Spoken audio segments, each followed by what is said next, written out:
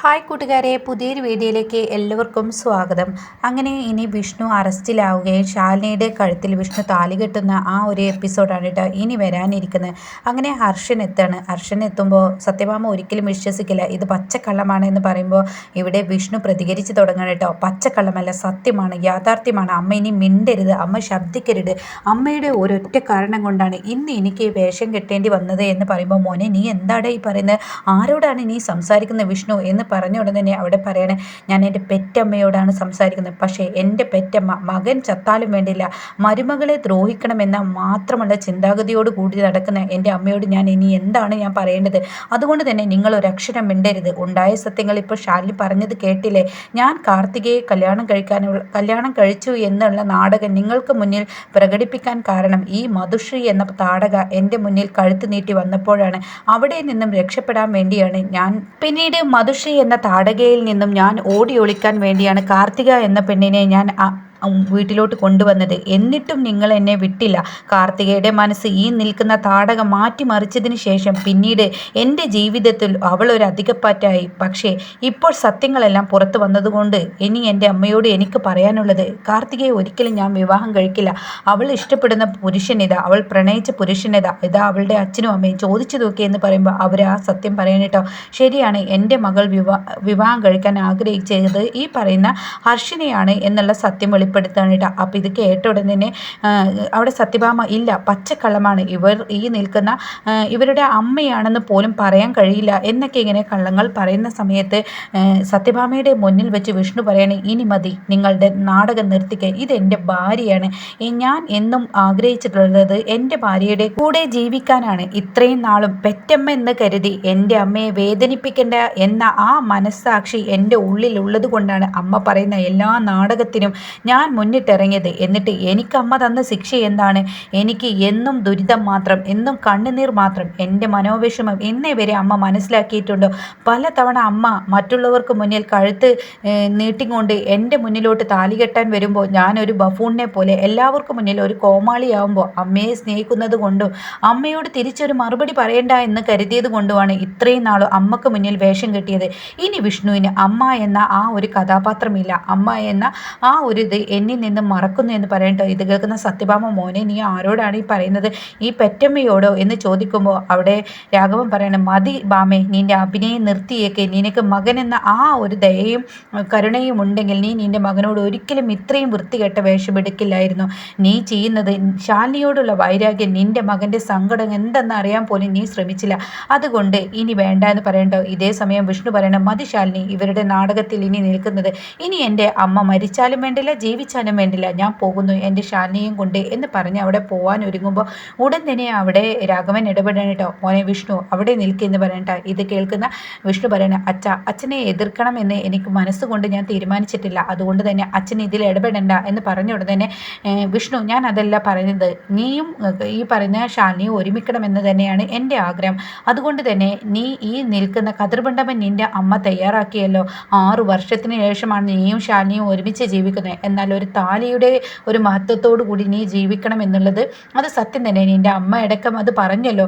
അതുകൊണ്ട് നാടും നാട്ടുകാരും അറിയേ നീയും ശാലിനിയും ഇനി ഒരു താലികെട്ടിലൂടെ ഇവിടെ നിങ്ങളുടെ ജീവിതം തുടങ്ങിയേക്ക്. നിങ്ങൾക്ക് ഇഷ്ടമുള്ള ആ നാട്ടിൽ പോയി ജീവിക്കാം. പക്ഷേ ഈ അച്ഛൻ്റെ മുന്നിലാവണം നീ താലി കെട്ടേണ്ടത് എന്നുള്ള വാക്ക് പറയുമ്പോൾ സത്യഭാമ മോനെ എന്ന് വിളിക്കാൻ പോലും കഴിയാതെ വിഷ്ണുവിൻ്റെ നേർക്ക് നോക്കുമ്പോൾ വിഷ്ണു സത്യഭാമയെ കടിച്ചു കീറാനുള്ള അത്രയും ദേഷ്യത്തോടു കൂടിയാണ് കേട്ടോ ഇവിടെ സത്യഭാമ നിൽക്കുന്നത്.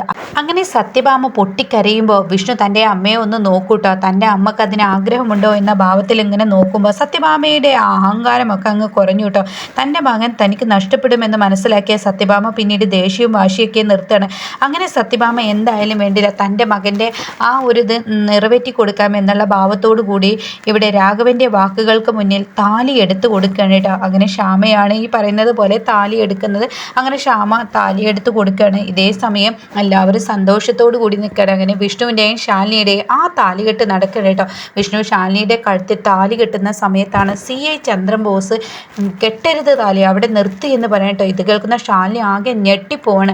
ഉടൻ തന്നെ ഒരു കലക്ടറാണല്ലോ അവിടെ നിൽക്കുന്നത്, കലക്ടറുടെ കഴുത്തിലാണല്ലോ നിൽക്കുന്നത്. ഈ പറയുന്ന CI ചന്ദ്രൻ ബോസ് തനിക്ക് താഴെയാണല്ലോ. അപ്പോൾ ഉടൻ തന്നെ ശാലിനി പറയുന്നത്, നിങ്ങൾക്ക് എന്താ ഇവിടെ കാര്യം?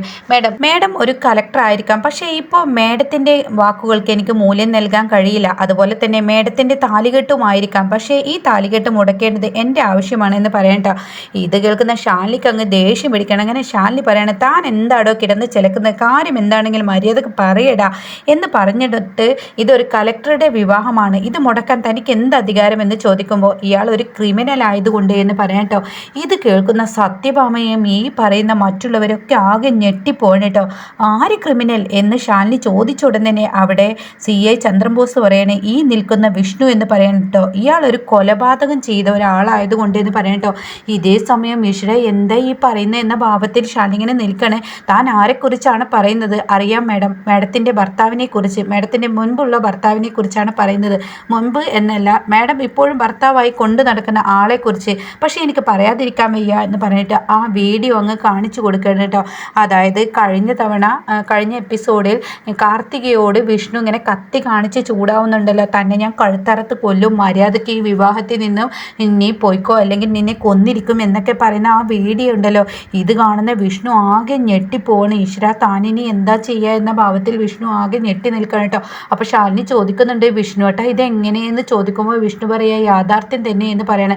അപ്പോൾ ഉടൻ തന്നെ CI ചന്ദ്രൻ ബോസ് ഇത് തൻ്റെ വീഡിയോ അല്ലടോ എന്ന് ചോദിക്കുമ്പോൾ അതേ എന്ന് പറയണേട്ടോ. താൻ കാർത്തികയെ ഇങ്ങനെ കത്തി കാണിച്ച് താൻ കൊല്ലാൻ നോക്കിയില്ലേ, അപ്പോൾ താൻ കാർത്തികയെ കൊന്നില്ലേ എന്ന് പറയട്ടോ.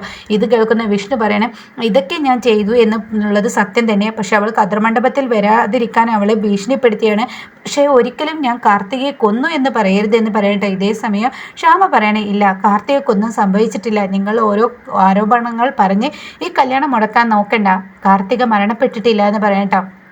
എന്നാൽ കാർത്തിക എവിടെ, അവളെ വിളിക്ക് എന്നുള്ള ആ ഒരു പറച്ചിലായിരിക്കും CI ചന്ദ്രൻ ബോസ് പറയുന്നത്.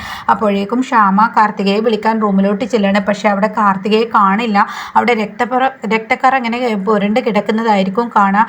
ഇതേ സമയം ശ്യാമ വന്നിട്ട് പറയുക, ഇല്ല കാണുന്നില്ല എന്ന് പറയട്ടോ. ഈ സമയം ഇനി നോക്കാനില്ല, ഇനി മേഡത്തിന് തടയാൻ കഴിയുമോ? മേഡം ഏത് കലക്ടറാണെങ്കിലും ഒരു കൊലപാതകയെ രക്ഷിച്ചു കൊണ്ടുപോകാനുള്ള ആ വകുപ്പൊക്കെ മേഡത്തിനുണ്ടോ എന്ന് ചോദിക്കുമ്പോൾ അവിടെ ഒന്നും മിണ്ടാനാവാതെ ശാലിനി നിറകണ്ണുകളോടുകൂടി നിൽക്കണം കേട്ടോ.